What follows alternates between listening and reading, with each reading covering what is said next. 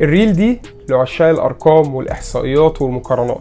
لو انت حد قديم هتفتكر ان اول فيديو ليا كان كلامنا عن هالاند اللي ماشي يكسر في ارقام رونالدو وميسي وهو في السن ده. النهارده بقى هكلمك عن لاعب تاني خالص. اللاعب ده معدي ارقام هالاند، اللي معدي ارقام رونالدو، اللي معدي ارقام ميسي.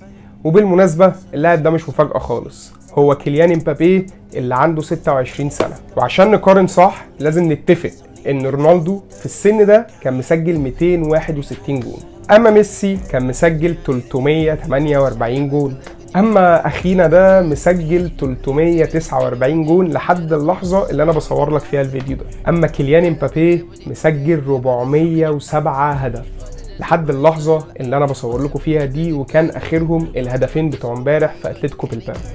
طبعا الارقام دي كلها للاربع لعيبه مع الانديه والمنتخبات. امبابي كمان بقى اصغر لاعب في التاريخ يوصل ل 400 جول بعد الاسطوره بيليه. دلوقتي بقى عايزك تقولي تفتكر مين هيكسر رقم مين؟